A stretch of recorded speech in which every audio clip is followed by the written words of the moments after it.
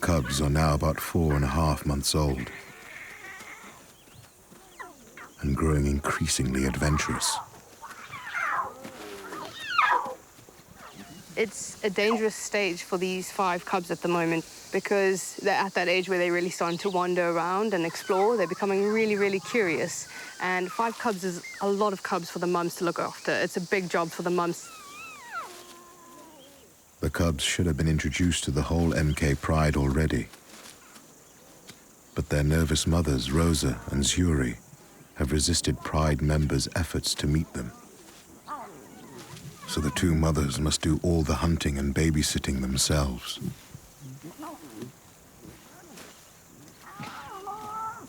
The cubs won't be fully weaned for another 4 months.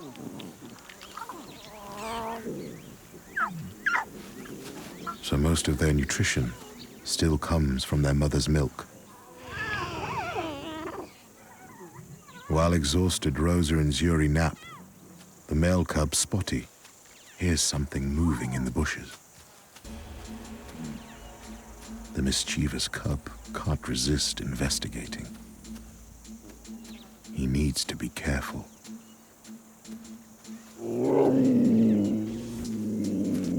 A leopard wouldn't hesitate to kill a lion cub.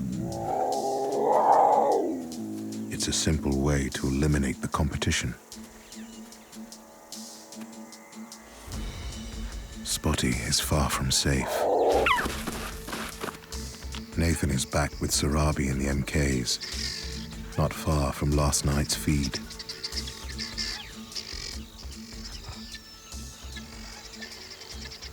So we've just come across the MKs down here on the beach, having fed on the buffalo last night. There's quite a few of them lying around.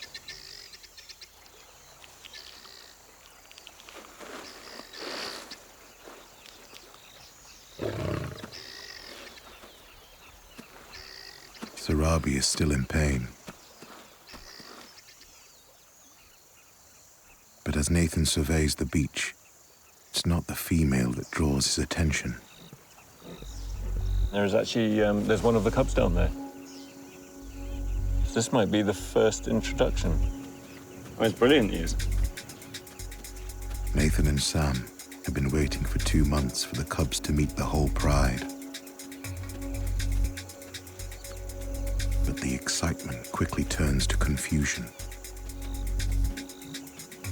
I can only see one cub there, I think, so we might have to just go down there and have a proper look.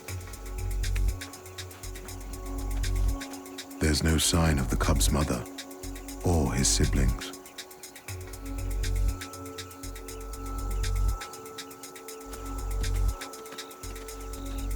This little youngster seems to be alone. I think it might be Spotty, who is the cheekier, more adventurous one. And so this will be the first time we've seen the cubs with the rest of the pride. So it'd be really interesting, I think, just to see what the interaction is. I can't see any of the other cubs. I don't know. They might be in the bushes nearby, or he has been really cheeky yet again and just come off on his own. Spotty shouldn't be here without his mother. Rosa hasn't introduced him yet, so his pride doesn't know him. Spotty appears to be looking for a familiar face.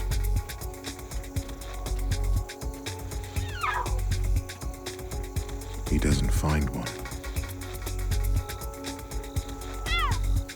He's soft calling. He's obviously a little concerned where his mother and siblings are. Nathan's anxious to see how Spotty's older relatives react. I'm quite selective, greeting some of the members and skipping others.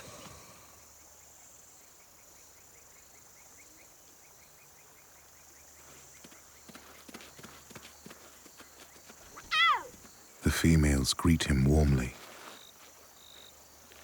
Young Maya, his cousin, is gentle.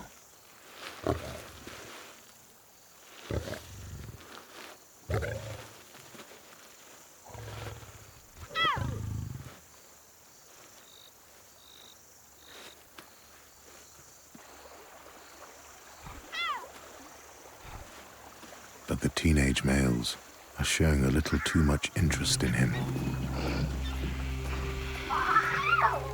Teshi is the oldest teenager, and this is the first cub he's ever seen.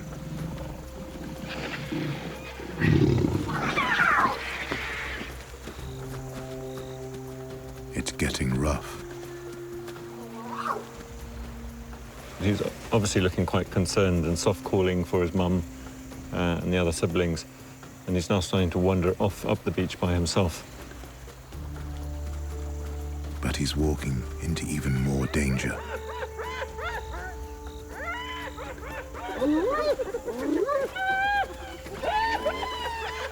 The abandoned buffalo carcass has attracted hyenas. I'm a little bit worried for the cub wandering all the way off by himself, because we've just watched hyenas run past, and he's heading straight towards the kill, where there's only hyenas and no lions. If a hyena does find him, that's the end. The hyena would quickly kill a lion cub. I mean, I really hope his mum is up there, or he turns around and comes back, because a little cub by himself is not going to be able to, stand a chance. Unable to intervene, Nathan can only watch as Spotty disappears into the bush. The little cub Spotty has stayed hidden in the bushes for hours.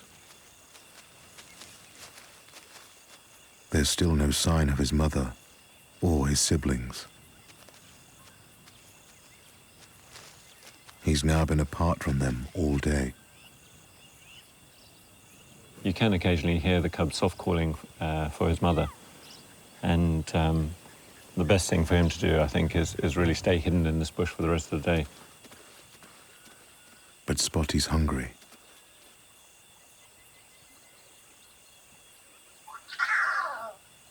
Without his mother Rosa's milk, he's in danger of dehydration.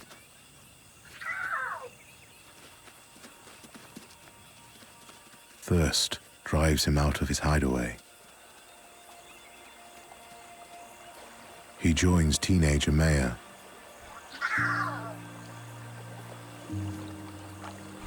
She watches over her little cousin as he finally gets a well-needed drink. He seems to have attached to Maya.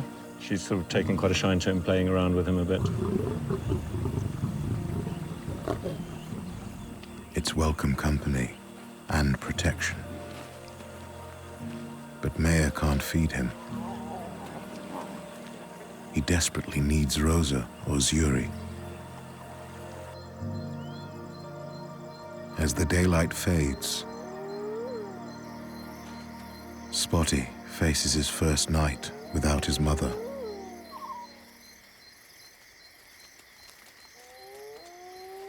Darkness brings in new kinds of danger.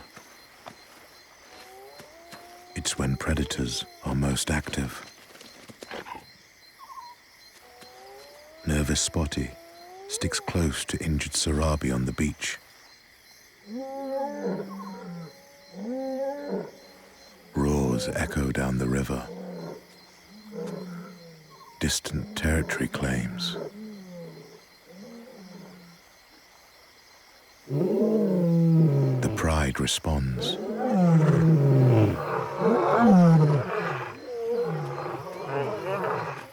Agitated by the faraway calls, the MKs set off to patrol their territory.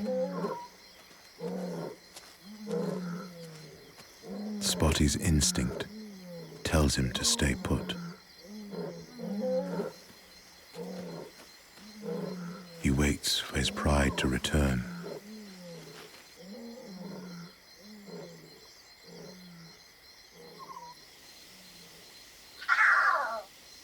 But it isn't the MKs that appear.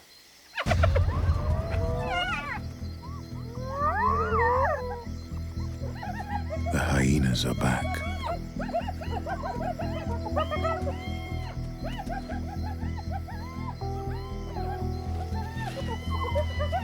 They're after scraps from a beached hippo carcass.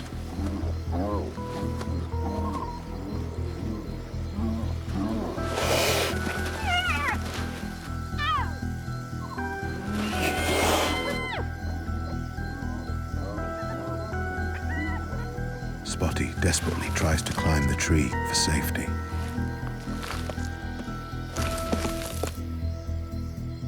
He only makes it a few feet into the branches, not entirely out of reach.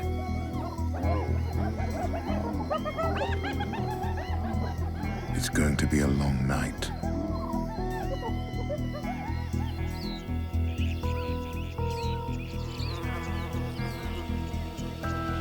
Dawn. And Sam heads south towards Spotty's last location.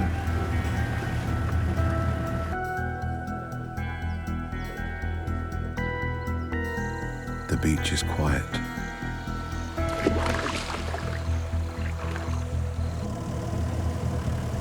Sam scours the bushes, hoping that somehow Spotty's made it. Wait, there he is. I can see Spotty. He's under the bush. He's alive, but he's in dire straits. Hey Love Nature fans, be sure to like and subscribe to catch all our wild animal stories. Get closer to nature right here on YouTube.